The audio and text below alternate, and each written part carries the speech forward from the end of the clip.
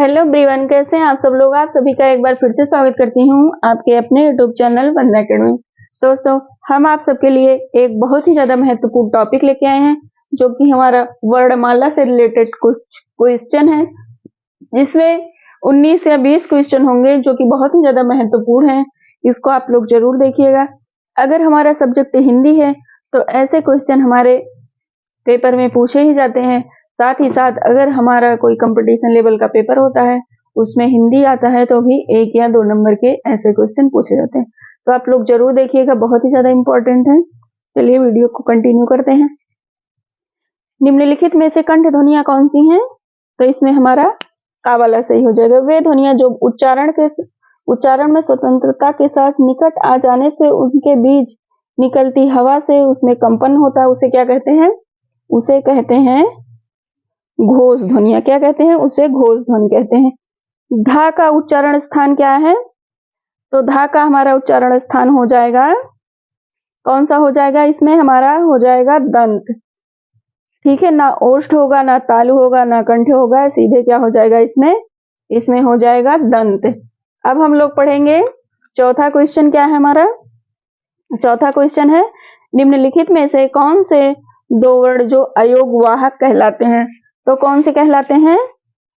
छोटा आ, बड़ा आ, अंग, री, बड़ा आ और आह, अंग, आह। तो इसमें हमारा कौन सा सही हो जाएगा? इसमें हमारा सही हो जाएगा चौथा वाला।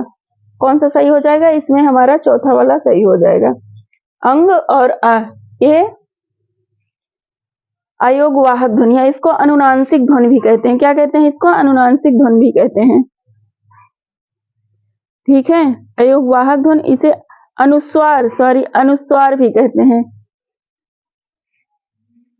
और अब हमारा आ गया पांचवा वाला क्वेश्चन। पांचवा क्वेश्चन क्या हमारा है?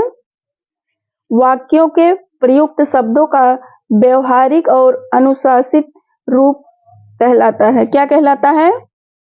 अक्षर कहलाता है, वर्ण कहलाता है, पद कहलाता है, शब्द कहलाता है। तो इसमें से हमारा कौन सा सही हो जाएगा? इसमें से हमारा सही हो जाएगा पद। इसमें से हमारा तीसरा वाला पद सही हो जाएगा। अब हमारा छठवां क्वेश्चन है। निम्नलिखित में से अघोष महाप्राण ध्वनि है। तो कौन सा है अघोष महाप्राण ध्वनि? अघोष महाप्राण ध्वनि क्या है?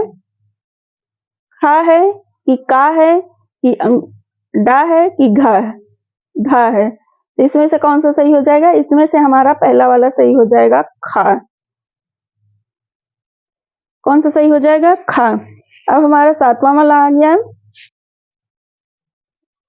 एक में तालव्य ध्वनियों का प्रयोग हुआ है। एक में मतलब किसमें हुआ है? तालव्य ध्वनियों का प्रयोग। पहले में नहीं हुआ है, दूसरे में हुआ है, या फिर तीसरे में हुआ है, या फिर चौथे में हुआ है। तो किसमें हुआ है हमारा? इसमें हमारा हो जाएगा चौथा वाला सही हो जाएगा।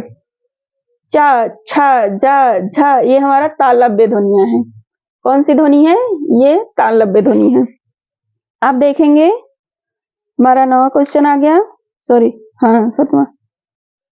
केंद्रीय हिंदी निर्देशालय ने हिंदी की मानक वर्णमाला में मूलतः कितनी स्वर और व्यंजन ध्वनियों को स्थान दिया है? तो कितना दिया है? तो इसमें से हमारा कौन सा सही हो जाएगा? इसमें से हमारा सही हो जाएगा पहला वाला सही हो जाएगा कि दूसरा वाला, तीसरा वाला, चौथा? कौन सा सही हो जाएगा? इसमें हमारा तीसरा वाला सही हो तीसरा वाला सही हो जाएगा। इसमें से हमारा तीसरा वाला सही हो जाएगा। बहुत ही ज्यादा जरूरी है, तो आप लोग जरूर देखिएगा।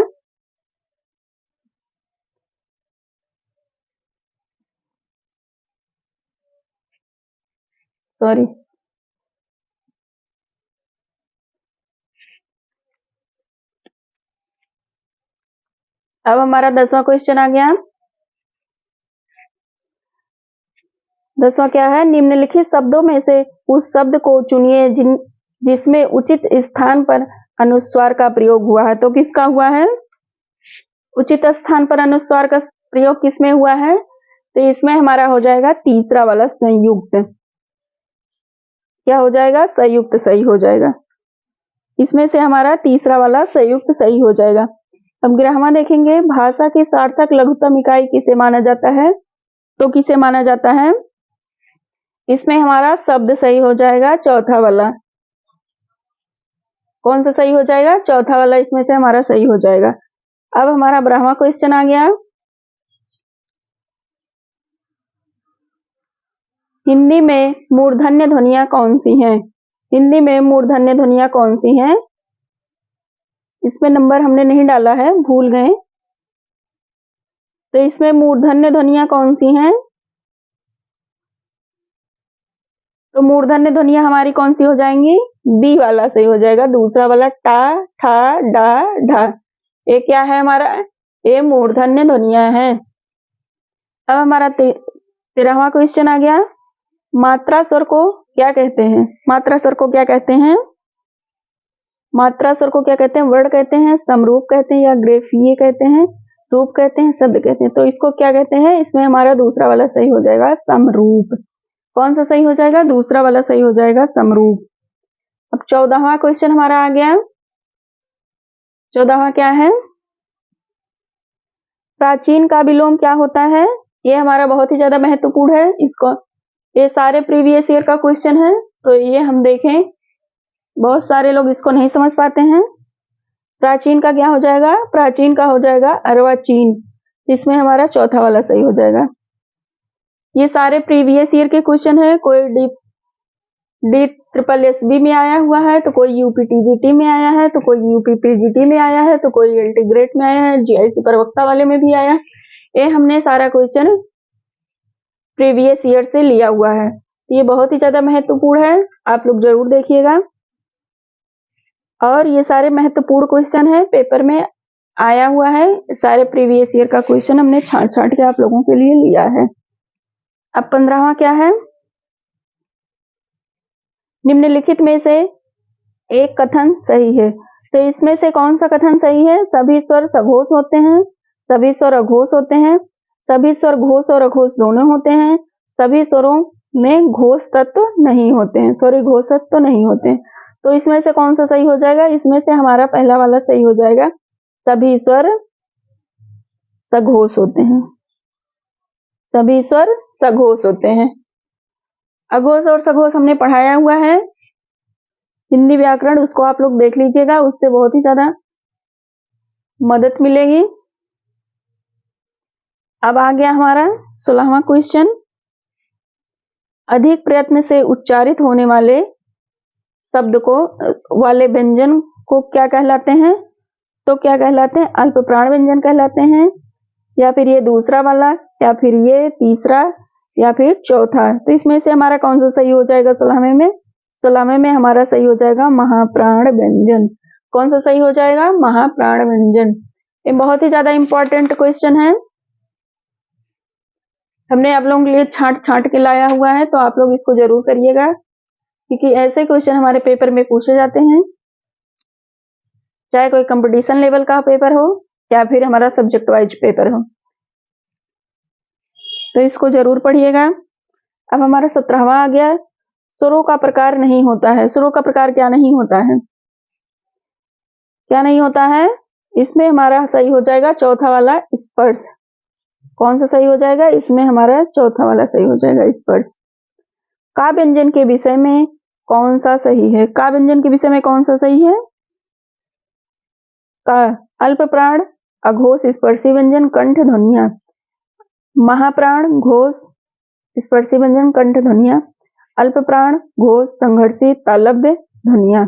महाप्राण, अघोष, संघर्षी, कंठ ध्वनिया। तो इसमें से हमारा कौन सा सही हो जाएगा? 18वें में हमारा ये वाला सही हो जाएगा, पहला वाला हमारा सही हो जाएगा। इसमें अल्प प्राण, अघोष, स्पर्शी, कंठ ध्वनिया।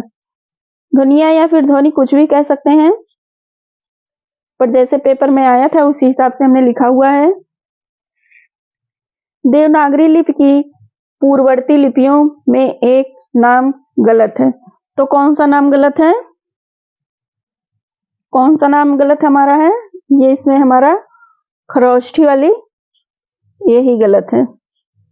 निगेटिव का भाई निगेटिव, यहाँ निगेटिव क्वेश्चन पूछा हुआ है तो इसका निगेटिव क्वेश्चन का अर्थ निगेटिव ही होता है, मतलब निगेटिव का भाई निगेटिव।